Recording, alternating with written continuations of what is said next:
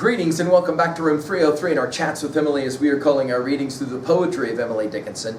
We are in the Johnson edition. We turn now to poem 425, Good Morning, Midnight. You'll remember when we were in poem 415, it was midnight's due at noon. When we were in 419, it was a just at midnight. And when we were in 420, it was I'm midnight. Now, this is a really powerful poem to try to analyze Emily's relationship to rejection.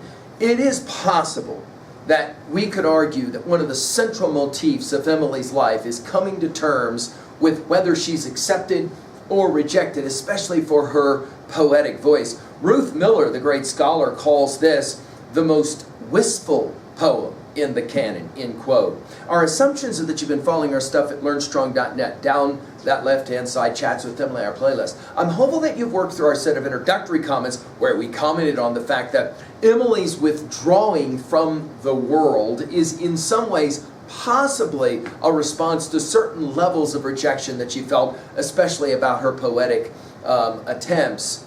I'm hopeful that you've read already the preceding 424 poems. We just finished with 424, removed from accident. If, in fact, you've done this reading with us, you know that a poem like this, we've heard this before. Maybe in some ways not as profoundly direct. In some ways, we're back to poem 412 and our comments regarding Samuel Boyle's, of course, article that he publishes in the Springfield Republican. And in some ways, it's good to return back to what happened in that Springfield article. It's like this.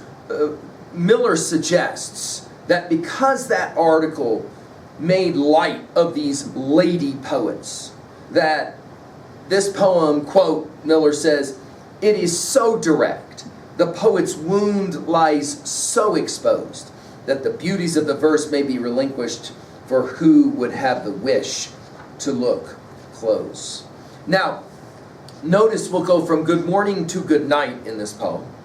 And notice that this sense of betrayal, it's possible that Emily is identifying with Christ, and of course the betrayal of Luke 22, where Peter will betray Christ 3 times. Let's enjoy, if we can say that, let's enjoy, or at least be challenged by this poem.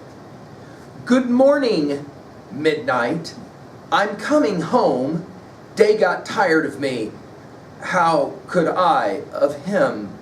Sunshine was a sweet place. I liked to stay, but morn didn't want me now. So good night, day. I can look, can't I, when the east is red? The hills have a way then that puts the heart abroad.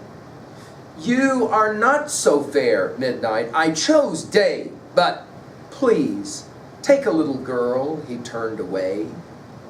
By the way, do notice the exclamation point at the end of this poem. The dashes make this poem interesting and we could even say difficult to read. Notice we'll begin with good morning, midnight. Again, back to poems 415, 419, 420. The idea that midnight is the state of mind that Emily now has found herself in. And then for the only time in all her poetry, she says, I'm coming home. Notice home capitalized. In other words, I've got to find a place of some kind of safety, and I'm going to do it with midnight, not morning. She says about day, and notice day is used several more times in the poem. Day got tired of me. Now, if you follow the logic of Miller, the scholar, then what's going on here is that day is in fact Samuel Boyle's. This is her way of letting Sam know, if she ever would share this poem with him, that I understand that you got tired of me and of course my poetry, right? How could I of him, notice him, capitalized here. In other words, this rejection, she says, is one way. I'm not rejecting day. Day's rejecting me. Then from good morning to sunshine was a sweet place. I liked to stay, but Morn, now we're back again to possibly Sam Boyle's, but Morn didn't want me. Now, notice all these, Morn, dash, didn't want me, dash, now, dash, so, dash, good night, dash, day, exclamation point.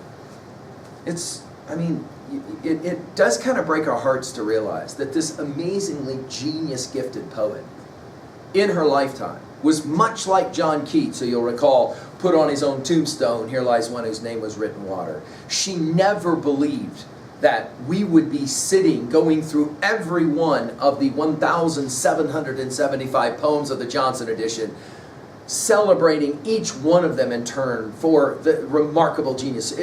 She probably believed in some ways it was her poetry was worthy of it. She just never believed anybody would have accepted it. This is one reading of this poem. She says about day, I can look, can't I? One of the reasons we call our series Chats with Emily is this kind of can't I, this kind of informal loquacity.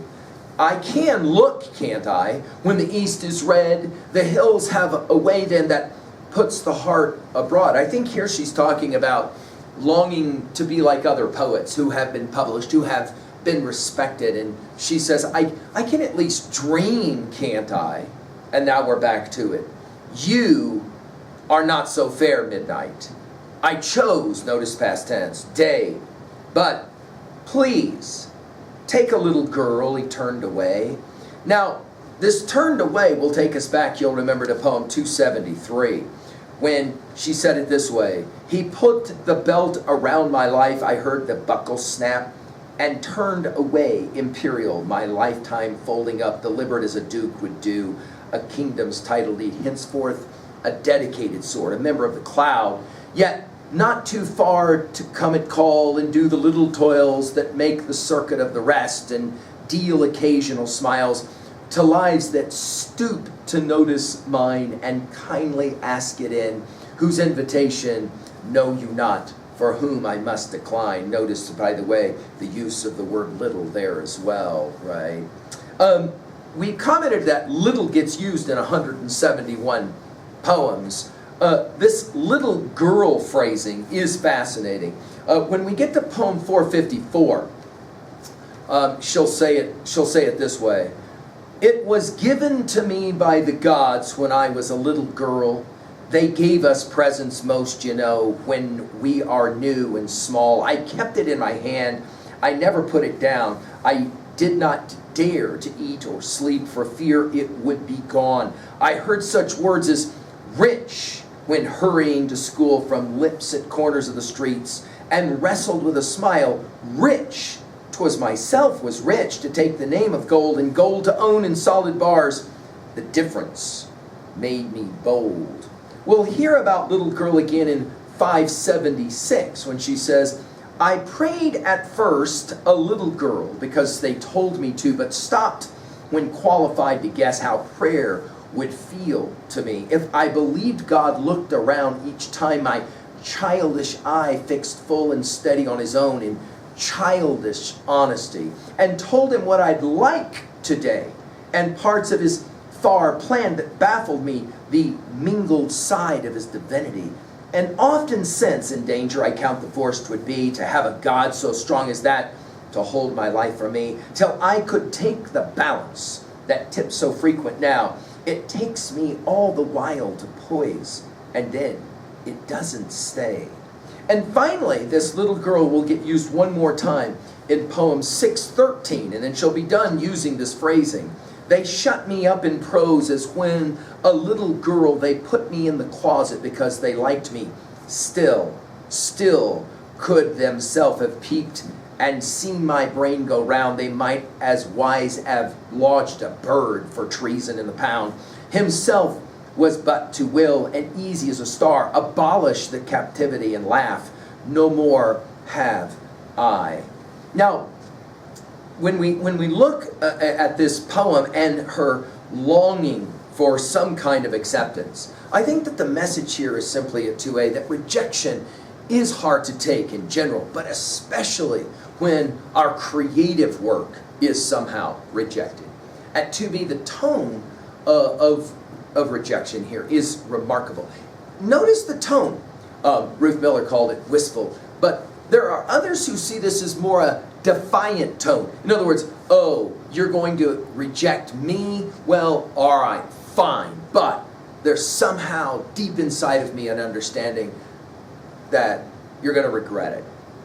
At 3a, I mentioned the Luke 22, you'll remember Luke 22, 54 through 62 passage, where Peter will betray Christ. I think there is some of that going on for Emily in a number of her poems. That ability to identify with Christ, we've already seen her identified with the crucified before in other poems.